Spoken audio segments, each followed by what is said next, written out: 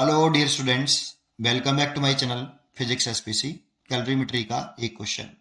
The density of material A is 1500 kilogram per metre cube and that of another material B 2000 kilogram per metre cube. It is found that the heat capacity of 8 volume of A is equal to the heat capacity of 12 volume of B. The ratio of specific heat of A and B will be. चार choice दे रखी है solution. देखो पहले जो data दे रखा है वो लिखते हैं कि हमारे पास दो मटेरियल है, एक मटेरियल ए है और एक मटेरियल आपका बी है। इसकी जो डेंसिटी दे रखी है रो ए 1500 किलोग्राम पर मीटर क्यूब और इसकी डेंसिटी दे रखी है रो B 2000 kilogram per metre cube. Late कर लो, इसका मास एम ए है और इसका मास एम बी है ना। अब क्वेश्चन में कह रहा है कि इसकी जो हीट कैपेसिटी है 8 volumes A is equal to heat capacity of 12 volume of B, मतलब ए की हीट कैपेसिटी और बी की हीट कैपेसिटी बराबर दे रखी है, ये गिवन है। हीट कैपेसिटी जो है, हीट कैपेसिटी किसे कहते हैं? ये होती है मास और स्पेसिफिक हीट का प्रोडक्ट। इसको मैंने सी मान लिया है। अब इसको सी को भी स्पेसिफिक हीट बोलते हैं, पर ये हीट कैपेसिटी है। हीट कैपेसिटी सिंबल में मत जाना। एम मास का स्पेसिफिक हीट में मल्टीप्लाई करते हैं, उसको बोलते हैं हीट कैपेसिटी। एक्चुअल में कोई बॉडी होती है, उसका अगर मास एम है तो इसका टेम्परेचर 1 डिग्री सेल्सियस बढ़ाने के लिए जितनी एनर्जी चाहिए होती है उसको बोलते हैं हीट कैपेसिटी।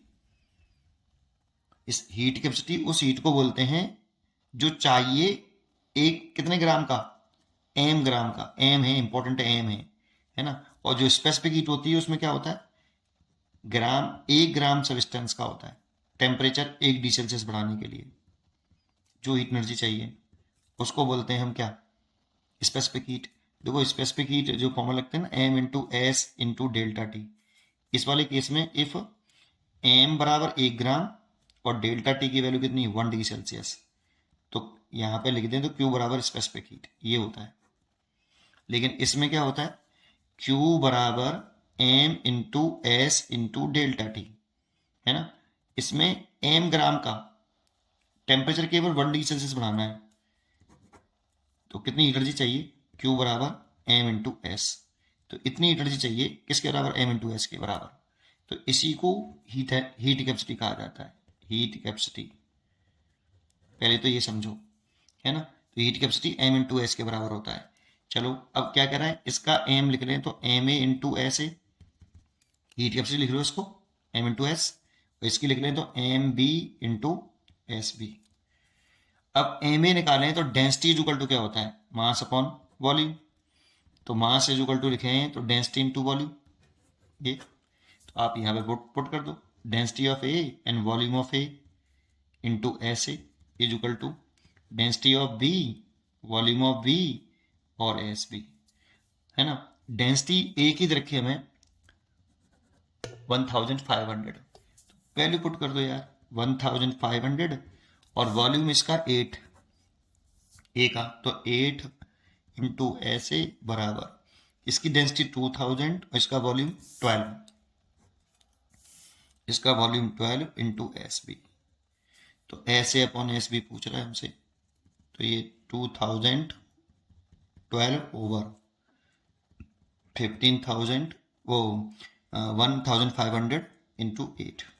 देखो 2 जीरो से 2 जीरो कट गए, 5 से काट दिया 4 बार और 5 से काट दिया ये 3 बार, और 4 से काट दिया ये 2 बार और 3 से काट दिया ये 4 बार, और 2 से ये काट दिया 2:1। ऐसे अपॉन एस बी कैलकुलेशन कर लेना यार, ऐसे अपॉन एस बी, है ना। 2:1, डी चॉइस इज करेक्ट। उम्मीद करता हूँ कि आपको ये बात जरूर समझ में आया होगा, ये क्वेश्चन जरूर समझ में आया होगा।